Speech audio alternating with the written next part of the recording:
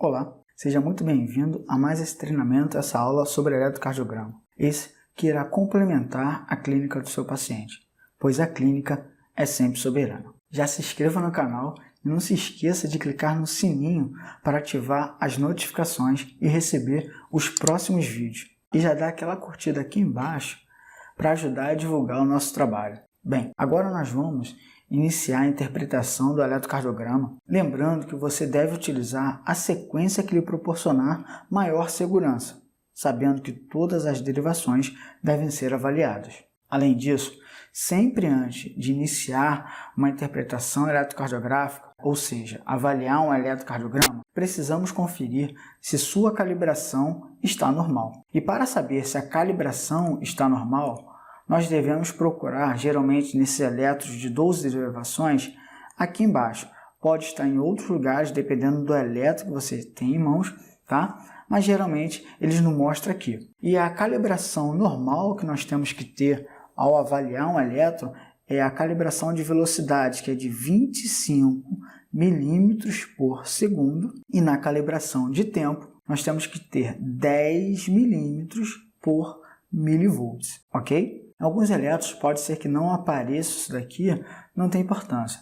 Eu vou procurar, é isso aqui, ó. Essa imagem aqui, que pode apresentar no final, como está aqui, mas também pode ser no início do eletrocardiograma, ela me diz que deste ponto aqui até aqui em cima tem que ter 10 milímetros, ou seja, 10 quadradinhos. E isso me diz que a minha calibração é de 10 milímetros por milivolts, ou seja, eu estou com a minha calibração normal, tá bom? Então vamos lá. Agora que nós vimos que a calibração está normal, nós vamos entrar na primeira etapa, que é a etapa da frequência cardíaca. Porém, antes mesmo da gente saber se a frequência cardíaca está normal ou não, eu preciso saber se meu ritmo está regular ou irregular. Para determinar se o ritmo está regular ou irregular, a única coisa que eu preciso fazer é contar o número de quadradinhos dentro do meu intervalo RR. E aí eu vou ter que fazer o quê? Conferir se os outros têm o mesmo tamanho, ou seja, a mesma quantidade de quadradinhos,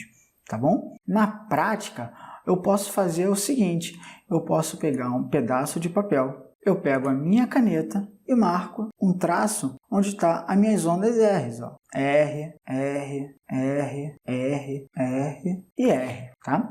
E aí o que eu vou fazer aqui? Vou pegar esse papel e vou trazer esse papel para o lado. E aqui eu marquei 1, 2, 3, 4, 5, 6. Onde está marcando esse primeiro traço aqui nessa onda R, do início, eu vou botar agora lá no sexto complexo, ou seja, no final. Então eu vou trazer esse papel para o lado e vou colocar aqui em cima. E os traços, um após o outro, tem que calhar em cada onda R subsequentemente. Tá bom? Então isso vai me dizer se o meu ritmo está regular ou irregular. Lembrando que tem uma variação de 0,06 a 0,08 segundos, ou seja, um quadradinho e meio a 2 quadradinhos, tá? E nós vamos ver que o nosso ritmo está regular. Bem, agora que eu já vi que meu ritmo está regular, o que eu posso fazer é o seguinte, é procurar, tem alguma onda R em cima de uma linha mais grossa? Bem, em cima de uma linha mais grossa, não tem. Tem aqui bem próximo, aqui, ó. A gente pegar aqui, ó, aqui. Se a gente pegar aqui, ó, trouxer essa, encostar, botar em cima dessa linha, esta aqui do lado também vai vir para cima da linha. Então, eu posso dizer que eu tenho, meu ritmo está regular, e eu tenho sim, as duas ondas R, uma do lado da outra, estão em cima de uma linha mais grossa do quadrado grande. Então, não preciso dividir por 1500. Então, eu vou pegar aqui para calcular essa frequência cardíaca, eu vou pegar 300 e vou dividir pelo número de quadrados grande. Então, 300 dividido por 1, 300 dividido por 2, 300 dividido por 3. Então, vai ficar 300 dividido por 3. 300 dividido por 3 é igual a 100 batimentos por minuto. Essa é a minha frequência cardíaca, ok? Bem, então terminamos a primeira etapa, agora nós vamos entrar para a segunda etapa, que é a etapa referente ao eixo cardíaco. Nessa etapa do eixo cardíaco, nós só utilizamos o plano frontal. Nós não utilizamos o plano horizontal. Então aqui eu vou tirar o plano horizontal, pronto, e vou fazer o meu sistema hexaaxial. Márcio, por que sistema hexaaxial? Porque ele é formado pelas 6 derivações do plano frontal, que são D1, D2, D3, AVR, AVL e AVF. Tá bom? As 6 derivações do meu plano frontal. Bem, então aqui nós vamos avaliar, para achar logo o quadrante de base, que é a primeira etapa da deangulação, eu vou olhar para D1. E aí agora nós vamos falar uma coisa nova, que é falada em algumas literaturas, que eu tenho que considerar não somente o tamanho, mas também a área. Por exemplo, aqui, o nosso complexo ventricular em D1, nós conseguimos ver que a sua maior porção, a sua polaridade maior é a porção positiva. Porém, ela está quase isoelétrica, está um quadradinho apenas maior do que a porção negativa. E uma outra coisa que eu tenho que observar é que a área dessa porção negativa é o dobro da porção positiva. Então, esta área aqui, ela vai falar que esse complexo ventricular, esse QRS aqui, na derivação D1, ele não está positivo porque a amplitude do R é maior. Porém, ele vai estar negativo porque ele está quase isodifásico, tá? Ou seja, os seus tamanhos são quase iguais da porção positiva com a porção negativa, porém, a área da onda S, ou seja, da onda negativa, é o dobro da área da onda positiva. Então, eu não posso falar que é positivo. Então, a gente vai considerar D1 como negativo, devido a essa área maior do que 2 vezes a área da onda positiva. Então, aqui, D1 nós vamos ter que considerar como sendo negativo. Então, se D1 nós já vimos que D1 negativo é para a direita da sua perpendicular e a perpendicular de D1 é a AVF.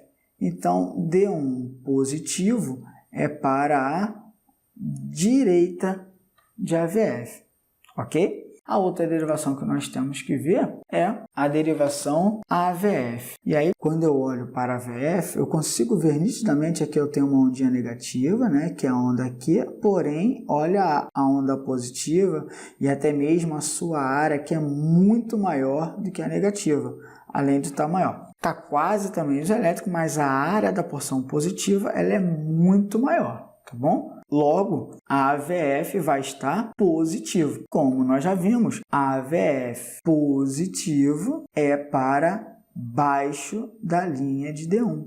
Então, aqui que é a sua perpendicular. Ó. Então, a AVF positivo está aqui. Notem que agora fez uma interseção, dizendo agora onde está o meu quadrante de base. Então, aqui, ó, é o meu quadrante de base. Então, o meu quadrante de base, ele vai ser agora de 90 a 180 graus. Este é o meu quadrante de base, tá? E aí, a segunda etapa é saber as 2 derivações dentro do meu quadrante, que são D3 e aqui a derivação AVL, mas como está aqui neste quadrante, eu tenho que falar que é a porção negativa de AVL, tá bom? Então, as 2 derivações são D3 e AVL. Ok, então são essas 2 que eu vou olhar? Não, eu vou olhar as suas perpendiculares. E a perpendicular, a gente pegando aqui a derivação D3, a perpendicular de D3 é a derivação AVR. E é a AVR que eu vou olhar no elétron. Então, aqui eu posso pegar a VR, vou olhar a VR no elétron. Então, olhando para a VR, que eu vou pegar até 2 complexos, tá? Nós podemos ver que aqui, ó, aqui é a linha. Ó, aqui é a linha de base, ó, a linha de base, tá? Então, a linha de base me dá aqui, ó, 1, 2, 3, 4, 5 quadradinhos. E contrapartida para cá me dá 1, 2, 3, 4 quadradinhos. Quase o mesmo tamanho, um quadradinho maior para a porção negativa. Porém, olha a área da porção positiva. A mesma coisa que nós vimos em D1. Está o dobro, praticamente, da porção negativa.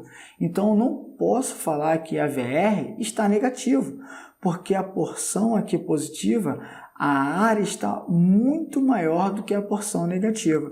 Então, aqui eu tenho que considerar essa área da porção positiva maior. Então, a AVR eu vou considerar, olha aqui, repetindo aqui, a área da porção positiva é bem maior do que a porção negativa. Então, a AVR eu tenho que considerar, devido a esse aumento dessa área da onda positiva, ou seja, da onda R, como a AVR sendo positivo. Então, aqui eu tenho a linha de D3, tudo de D3 para cima, AVR positivo. Tudo da linha de D3 para baixo, AVR negativo. Ou seja, para a esquerda, AVR negativo da linha de D3. Para a direita, AVR positivo da linha de D3. Nós já vimos aqui que nós temos que considerar a área. Nota que a onda não é a partir daqui não, tá? É a partir da linha de base. Porque daqui parece muito menor a onda. Aí eu teria que considerar como negativo. Mas é aqui, ó, tá? A área é toda aqui, tá bom? Então, a AVR está predominantemente positivo. Então, a AVR está predominantemente positivo, tá bom? Notem que agora o meu eixo mudou de novo, tá? Não está mais de 90 a 180. Agora o meu eixo cardíaco ele está de 120 graus a 180 graus. Este agora é o meu eixo cardíaco. Posso terminar? Não, porque agora eu ainda tenho uma variação de 60 graus, ó. 30 aqui e 30 aqui. A variação máxima que eu tenho que ter é de 30 graus, tá? Então ainda tenho que fazer uma coisa. Porém, uma coisa importante que tem que ser dita, aqui, ó, meu eixo cardíaco desviado para a direita, né? Para a direita é além de 90 graus. Mas, além de 120 graus, eu já tenho uma patologia que a gente vai falar daqui a pouquinho, mais à frente. Isto daqui, ó, já é patológico. Eu tenho verdadeiro desvio para a direita, tá? Além de 120 graus, ok? Então, eu já tenho uma patologia aqui, tá? E essa patologia pode ser a única apresentação do infarto, ok? Mas vamos lá. Agora eu vou pegar quem? Eu vou ver aqui a derivação que está aqui dentro do quadrante ainda, que é a derivação AVL, a sua porção negativa, ou seja, a porção negativa de AVL, eu vou pegar a sua perpendicular. E a perpendicular de AVL é a derivação D2. E aí eu vou olhar D2 no elétron. E ao olhar D2 no elétron, eu consigo perceber claramente que D2 está mais positivo, tá? Aqui eu consigo ver claramente, tá? D2 está predominantemente positivo. Então, se D2 está positivo, ou seja, tudo da linha de AVL para baixo, D2 aqui, ó, a ponta da flecha, destino, que é sempre positivo, então, da linha de AVL para baixo, D2 positivo. Da linha de AVL para cima, D2 será, que eu estou vendo a origem, então D2 será negativo. Como nós vimos no elétron, D2 está positivo, predominantemente positivo. Logo, se D2 no elétron está positivo, vai ser então para baixo da linha de AVL. Então aqui eu vou pegar aqui, ó, e pronto. Agora eu tenho AVR positivo, que é de 120 graus até 180 graus. E agora com D2 positivo, meu eixo mudou de novo. Porque agora o meu eixo cardíaco ele está de 120 a 150 graus. Este é o meu eixo cardíaco. Então vamos lá. Então, terminada a segunda etapa, agora a gente entra para a etapa das sobrecargas.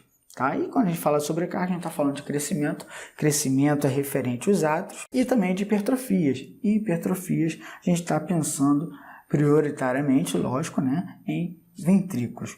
Tá? Então aqui ó, não vejo nenhuma onda T alargada, nem apiculada maior do que 2 quadradinhos e meio. Então eu posso falar que eu não tenho crescimento atrial aqui, nada referente a crescimento atrial. Não tenho nenhuma onda R ou S com a amplitude muito aumentada. Porém, referente à sobrecarga, uma coisa tem que me chamar a atenção. Lembra que eu falei que geralmente a onda T vai te dizer aonde está o problema? Olha a onda T aqui na precordial direita. Ela está negativa. Aqui em V2, mais ou menos, está um pouquinho positivinha, um pouquinho positiva, mas aqui em V3 ainda está negativa e em V4 ainda está também negativa. Ah, Márcio, não está tão negativa. Tá, mesmo se tivesse retificada. Isso já é uma situação que eu tenho que pensar, opa, aqui pode ter algum problema. Era para ser positiva. Se está retificado, tem alguma coisa para chamar a atenção, tá bom? Então, essa alteração aqui da onda T de V1 a V4, né, de V1, V2, V3 e V4, eu posso pensar que aqui eu tenho uma sobrecarga ventricular. E aí, essa sobrecarga, como eu estou falando de V1, V2, ou seja, precordiais direita, eu tenho que pensar em sobrecarga de ventrículo direito, tá? Uma outra coisa que me chama a atenção, que nós vamos falar daqui a pouquinho referente aos bloqueios, é esta alteração no complexo ventricular, que nós já vimos um vídeo aqui, que é de um bloqueio, e que pode ser devido a essa sobrecarga ventricular, tá? Devido ao feixe, o ramo direito, ele ser muito delgado, ou seja, muito fininho. Então, uma sobrecarga, e aqui a gente pode pensar que é uma sobrecarga grande, porque não só está aqui a alteração em V1 e V2, está em V1, V2, ou seja, precordial direita auxiliar, ainda está pegando as precordiais de transição, ou seja, V3 e V4. Então, a gente pode pensar, pô, não está só em V1, nem só em V2, está em V1, V2, V3 e V4. Essa sobrecarga de ventrículo, ela é leve ou é uma sobrecarga grave? Então, isso é uma coisa para a gente pensar. E, lógico, né? Se está ocupando mais derivações, é uma alteração mais grave, tá bom? E somente essa sobrecarga, ela pode sim alterar as características do meu ramo direito. Tá?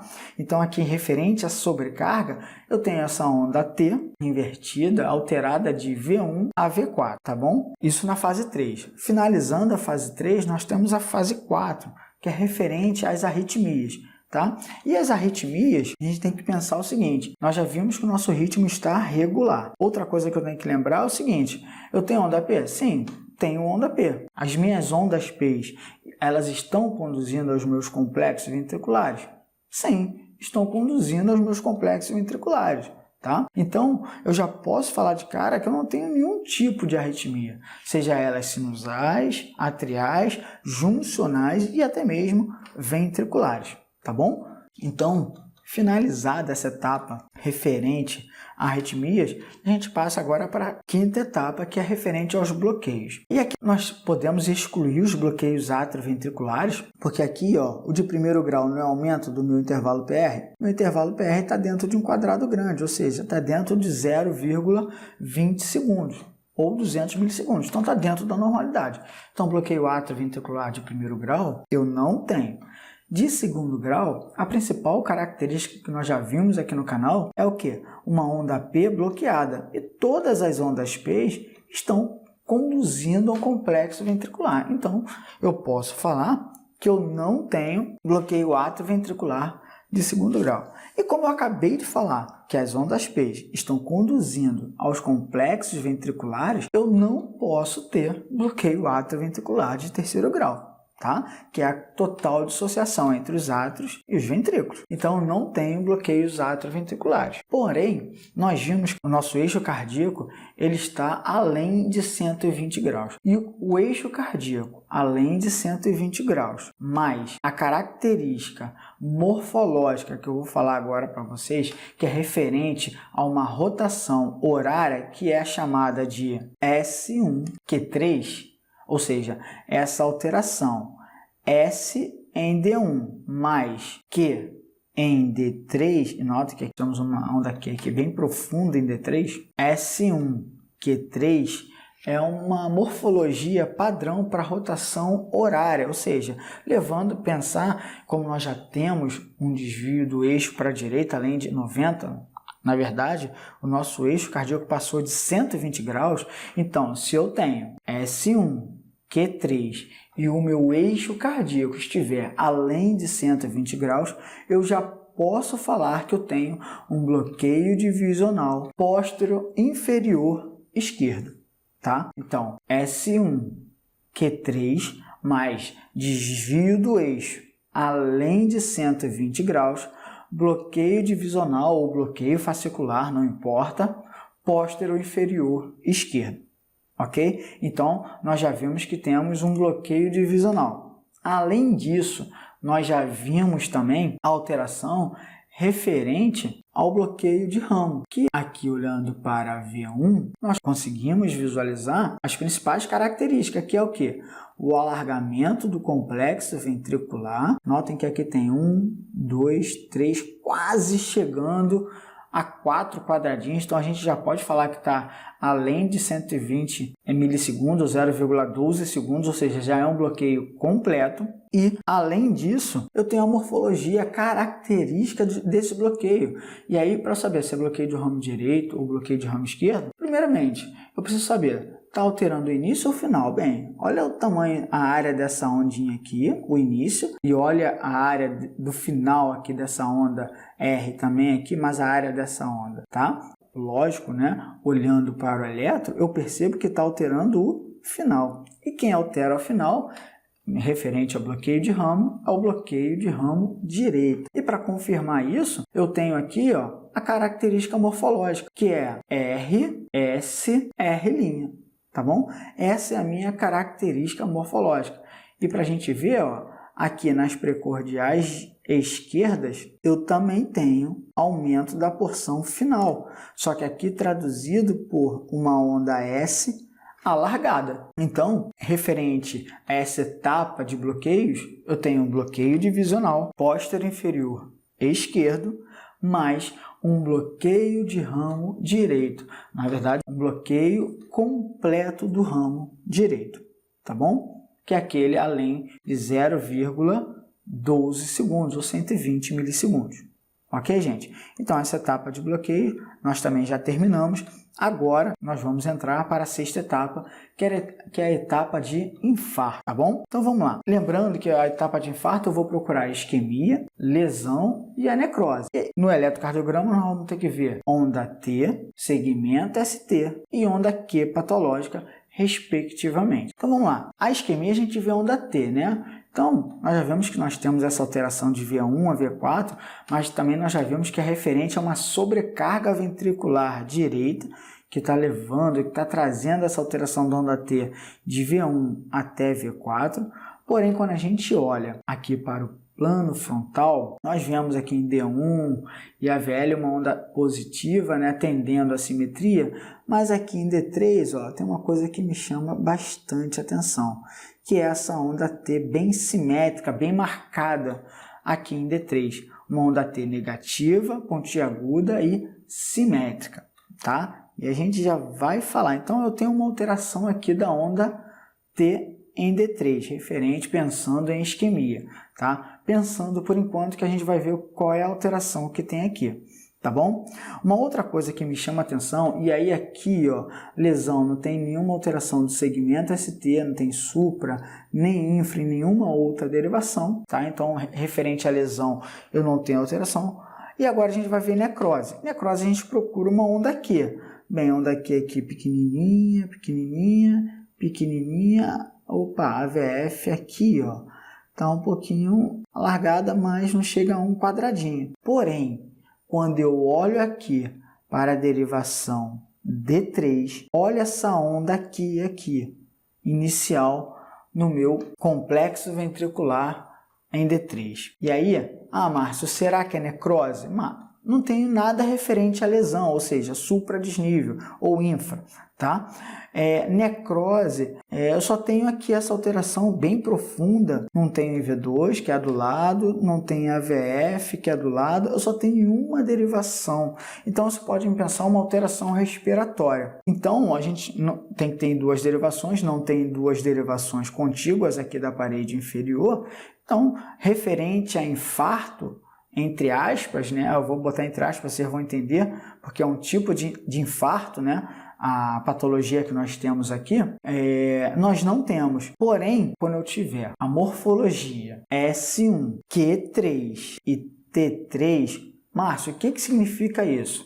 S1 é uma onda S em D1, Q3 é a onda Q em D3, que pode vir a aparecer ou não essas primeiras alterações. Ah, Márcio, mas T3 tem que ter sempre a onda T na derivação D3, que é a repolarização ventricular. Sim, mas aqui essa onda T deveria de ser positiva, tá bom? E aqui ela não está positiva, ela está negativa. Poderia até ser também retificada. Então, se eu tivesse S1, Q3 e tivesse retificação, seria também considerado como T3, ou seja, eu tenho alguma coisa alterada na onda T da derivação D3. Então, quando eu tiver S1, Q3, ou seja, Q na derivação D3, e T3, ou seja, onda T negativa ou retificada na derivação D3, e o paciente apresentar clínica de dor no peito, desconforto torácico, eu tenho que suspeitar de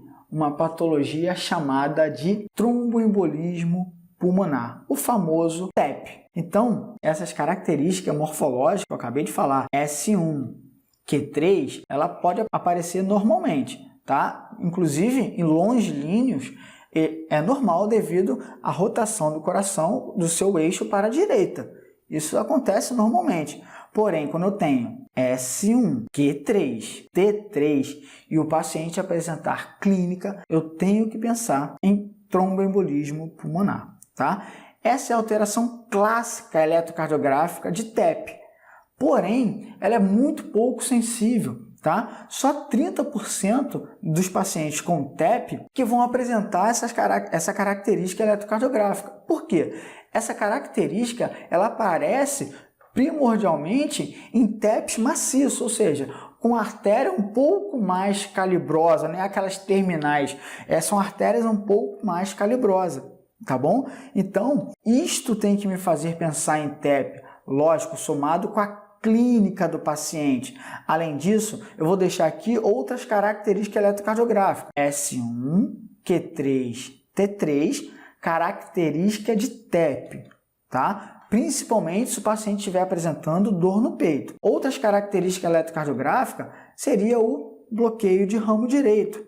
Tá? O bloqueio de ramo direito, devido a essa pressão aumentada dentro do ventrículo direito, devido a essa isquemia nas artérias pulmonares, ou seja, esse trombo impedindo o fluxo sanguíneo chegar até os pulmões, ele aumenta essa pressão no ventrículo direito, que gera um bloqueio de ramo direito. Aqui nesse eletro, nós temos um bloqueio completo do ramo direito, porém, poderia até ser mesmo um bloqueio incompleto. Tá bom? Mas aqui já é completo, ou seja, dizendo que ainda é mais grave. Outra coisa é que eu tenho inversão da onda T, que pode chegar de V1 a V4, dependendo da gravidade, que é o que a gente observa aqui, a alteração da onda T de V1 a V4.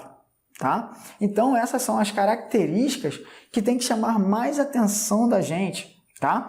S1, Q3, T3, bloqueio de ramo direito, inversão da onda T devido a essa sobrecarga de V1 a V4 e, lógico, né, o desvio do eixo para a direita, além de 120 graus, tá? Que foi o que aconteceu, que o nosso eixo cardíaco está de 120 a 150 graus. Então, isso tem que me fazer pensar em TEP, ok, gente? Então, terminamos a fase de avaliar todas as etapas do eletrocardiograma e agora a gente chega na fase do laudo, da impressão eletrocardiográfica. Lembrando, né, que laudo quem dá é o médico, enfermeiros, fisioterapeutas, eles vão dar a impressão eletrocardiográfica, tá? E o laudo, a impressão eletrocardiográfica desse traçado é de TEP, tromboembolismo pulmonar, associado, né, a um bloqueio completo do ramo direito, mas um bloqueio divisional póstero inferior esquerdo, ou bloqueio fascicular póstero inferior esquerdo, tá? Lembrando que não tivesse essas características de TEP, eu já deveria pensar em infarto, porque o bloqueio de ramo direito sozinho pode ser a única apresentação do infarto. Da mesma forma que o bloqueio divisional póstero inferior esquerdo, somente ele, eu já teria que pensar, que é um desvio para a direita, eu já deveria pensar em infarto agudo do miocárdio. Tá bom? Mas aqui, o laudo, a impressão eletrocardiográfica é de TEP, ok? Associado, né, como características a mais bloqueio completo do ramo direito, mais bloqueio divisional póstero inferior esquerdo. Bem, chegamos ao final de mais uma interpretação eletrocardiográfica. Obrigado por assistir o vídeo até o final. Se inscreva no canal para receber mais vídeos como esse. Dê uma curtida aqui embaixo e favorite o vídeo. E se você achar que o conteúdo desse vídeo pode ajudar a um de seus amigos, compartilhe esse vídeo com ele. Eu sou Márcio Araújo, enfermeiro e cardiologista. Bons estudos, boas práticas e até a próxima.